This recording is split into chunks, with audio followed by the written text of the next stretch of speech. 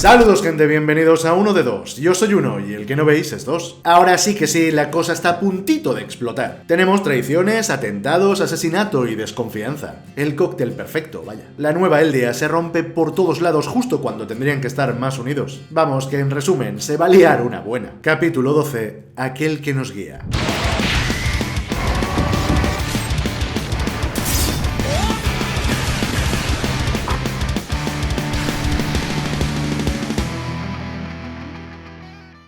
Empezamos con un Armin dispuesto a saciar sus deseos más bajos cuando Hitch aparece en escena y le pilla con las manos en la masa. Bromas aparte, algo de eso hay porque si no el personaje no reaccionaría así. Y es que esto es más interesante de lo que parece. Supongo que todos sabréis que Bertholdt sentía algo por Annie. Esto es mencionado por Reiner y evidenciado por la reacción del propio Bertholdt. Aquí Armin menciona cómo el contacto físico puede facilitar la conexión con las memorias de su titán. Y esto era cierto. El caso es que al parecer Armin frecuenta la compañía de Annie desde hace tiempo. Y me siento inclinado a pensar que tal vez lo que lo mueve a hacerlo son los restos de la voluntad de Bertholdt. A fin de cuentas, ya hemos sido testigos de cómo las memorias afectaron a Eren, llegando a cambiarlo en cierta medida. Bertholdt y Armin poseen una personalidad parecida. Ambos son retraídos, tímidos y sensibles. Rara es la vez en la que toman el papel protagónico y se sienten más cómodos cuando permanecen en un segundo plano. Esa es una buena razón para no notar grandes diferencias en Armin, pero no debemos olvidar que de algún modo Bertholdt sigue vivo dentro de él. Siguiendo con la escena, aquí tenemos a la antigua compañera de Annie y Marlowe, Hitch. ¿Os acordáis de ella? Al parecer, esta había sido asignada a la vigilancia de la guerrera eldiana durante todos estos años. Armin y ella dan un paseo, y mientras leen los encabezados del periódico, asisten a la manifestación que estaba teniendo lugar. Y es que aquí tenemos el resultado de no hacer las cosas bien. Lo que el pueblo ve son las detenciones de los voluntarios, quienes a sus ojos son aquellos que les trajeron el progreso. Y por si esto no fuera suficiente, además tenían a Eren metido en la cárcel. Claramente, el problema de esto era la opacidad mostrada por el gobierno. Después de haber impulsado una política de transparencia con la gente a través del golpe de estado y posterior nombramiento de Historia como reina, ahora los nuevos líderes volvían a repetir los errores del pasado al negarse a revelar las razones detrás de su comportamiento aparentemente injustificado. Y como veríamos más adelante, la cosa era bastante simple. El gobierno era débil. Habían sido usados y engañados por Zeke, Yelena y su gran plan de restauración. Y ahora su toma de decisiones estaba lejos de ser la mejor. La gente pide la liberación de Eren y clama por el derramamiento de la sangre marleyana. Una vez más, la guerra toma posesión de los seres humanos, de aquellos que levantan su voz para exigir lo de siempre: venganza. Aquí Armin se separa de Hitch y Mikasa llega a su encuentro para acudir a una audiencia con el comandante Zachly. Pero antes de irse, ambos reparan en la presencia de algunos nuevos reclutas del escuadrón de reconocimiento que no tendrían que estar allí. Pero siguiendo el orden del episodio, ahora nos movemos hasta la segunda parte de la conversación entre Pixis y Yelena que dejamos a medias en el vídeo anterior. La voluntaria admite haber contactado a Eren en secreto y da sus argumentos, reduciéndolo todo a una cuestión de necesidad ante la inacción del ejército de Paradis. Desde la perspectiva de Pixis y el gobierno, Yelena seguramente habría tratado de persuadir a Eren para convencerlo de unirse a los planes de su hermano Zeke. Planes de los que ellos no tenían conocimiento, claro. Ellos solo sabían lo que Yelena les había contado, pero los actos de Eren en Marley y el modo en el que forzó al ejército a actuar revelaban que había algo más. Por supuesto, Yelena lo niega todo. Ella menciona su curiosidad por conocer a Eren y lo alaba y engrandece como el héroe de Eldia, aquel que fue capaz de asestarle a Marley un golpe mortal. Al final, esto es de lo que se trataba todo este tema de la alianza con los voluntarios: derrocar a Marley. Yelena esboza una turbia sonrisa mientras deja escapar su fanatismo por los Jäger, y le asegura a Pixis que lo que están a punto de presenciar es el cómo estos hermanos cambiarán el mundo para siempre. La conversación termina con una gran frase de parte de Pixis, y es que según el comandante, la mejor manera de ocultar una mentira era disfrazarla con algunas verdades. O lo que es lo mismo, que era evidente que Yelena estaba mintiendo.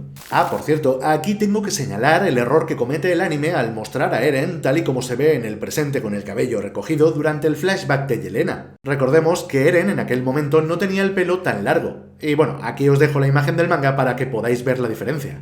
Después de estas declaraciones por parte de la fan número 1 de Zeke y Eren, Hanji se presenta ante Onyankopon. El voluntario se lamenta de la situación. Después de tantos años trabajando por el bien de Eldia, no veía nada justo el tratamiento que estaban recibiendo los voluntarios. Y puede que no lo fuera, después de todo. Hanji le cuenta a Onyankopon sobre las declaraciones de Yelena y su reunión secreta con Eren. La subordinada de Zeke dijo que nadie más aparte de Floch sabía de esto. Y por lo que parece, esta parte era cierta. Aquí Hanji le pide a Onyankopon información sobre Yelena. Y por lo que este cuenta, parece que Yelena fue la principal artífice del plan de Zeke.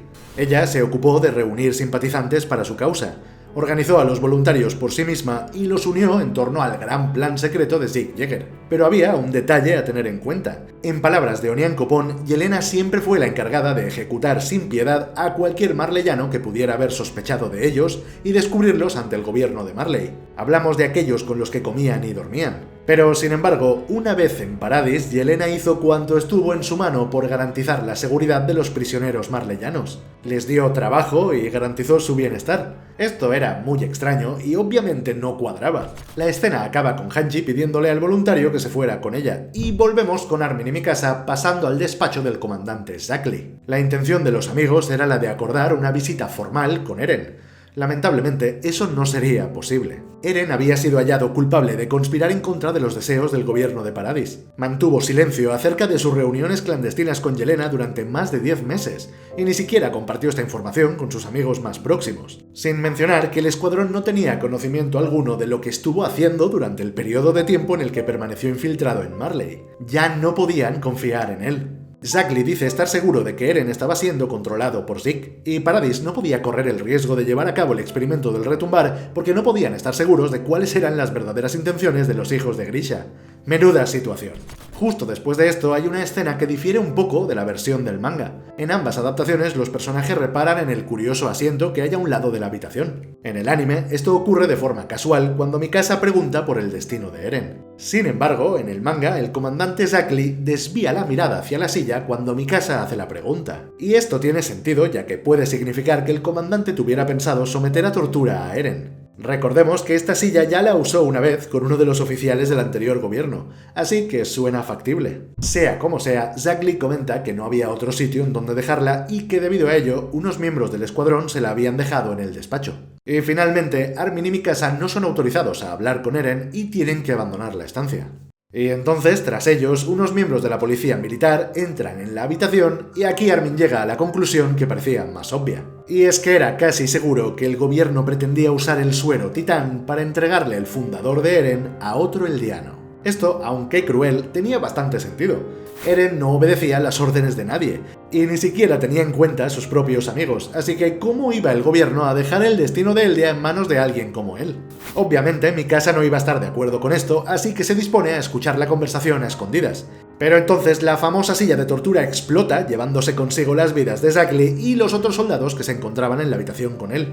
Lo gracioso de esto es que si la explosión hubiera ocurrido 1 o 2 minutos antes, los cadáveres serían los de Armin y Mikasa. Pero lo más loco de todo es la reacción de todos los manifestantes. Pues lejos de asustarse o quedar en shock por lo ocurrido, estallan en vítores al grito de «entregad vuestros corazones». Esto es una barbaridad, una muestra de lo crueles y radicales que podemos llegar a ser. Y es que un acto terrorista que acaba con la muerte de un alto cargo es celebrado como la victoria del pueblo en contra de sus dirigentes. Así de enorme era la tensión a la que estaban sometidos los eldianos de Paradis. Este conflicto interno era el resultado directo de todo el sufrimiento vivido entre los asfixiantes muros por 100 años. Oprimidos por la corrupción, privados de libertad y permanentemente amenazados por los titanes y Marley, los civiles eran como barriles de pólvora dispuestos a detonar a la mínima de cambio. Y lo peor de todo es que esto se extendía a las nuevas generaciones, porque los responsables del atentado eran los nuevos reclutas del escuadrón de reconocimiento, ni más ni menos. Y entonces, para complicarlo todo un poquito más, resulta que Eren va y se escapa de la cárcel. Además, lo hace usando el poder del titán martillo, tal y como se lo advirtió a Hanji capítulos atrás. No sé por qué el anime no muestra esta viñeta del manga, pero bueno, para eso estamos nosotros. Y nada, pues aquí lo tenemos, gente. Erencio el Desatado camina bañado por la luz crepuscular en dirección a sus fieles seguidores con Floch a la cabeza. Todos son jóvenes y fáciles de manipular, y por supuesto, como manda su edad, todos creen que están haciendo lo correcto. Floch le informa a Eren del asesinato del comandante debido a su intención de quitarle el titán fundador y de paso su vida, y le hace entrega de su gabardina al nuevo Mesías. Aquí nacen oficialmente los llamados Jägeristas. con simpatizantes localizados en todos los cuerpos del Estado. Y todos marchan detrás de su líder con la intención de encontrar a Zeke. Todo esto se lo debemos en gran medida a Yelena, pues es la que sembró la semilla que vemos germinar ahora. Para ser completamente honestos, en el episodio anterior vimos cómo Flock trató de llegar a un entendimiento con Hanji y el resto del cuerpo. De haber liberado a Eren, nunca se hubiera llegado a esta situación en primer lugar.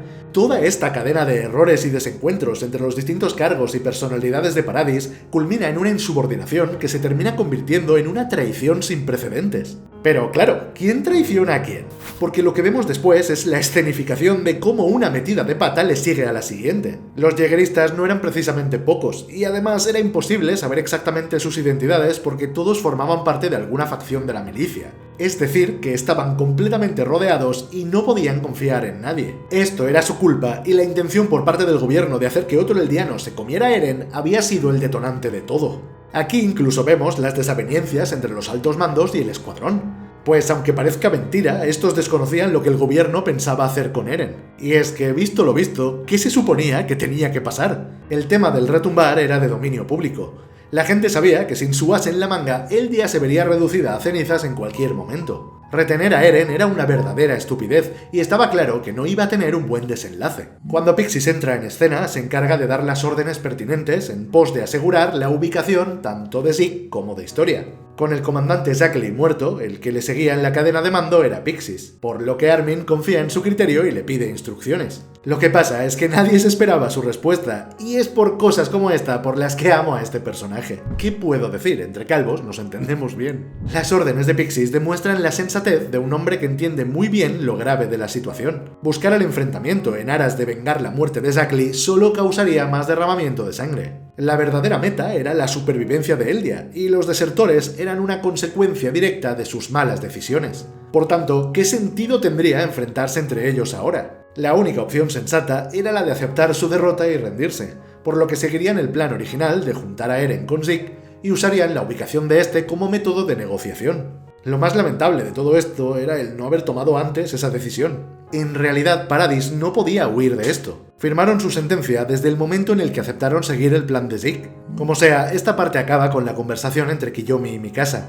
No tengo nada que decir de esto porque creo que la cosa se entiende bien por sí sola. Así que pasamos a lo que le sigue, con Jan y Connie dudando de la lealtad de Mikasa. Hanji zanja la pequeña disputa y les explica lo que hablamos al inicio del vídeo. El plan de Yelena y Zeke escondía algo más, por lo que debían investigar y descubrirlo cuanto antes. Y la clave parecía hallarse en los prisioneros marleyanos. Hanji menciona el restaurante donde trabaja Nicolo, y vemos cómo Gaby y Falco llegan allí acompañando a la familia Blues.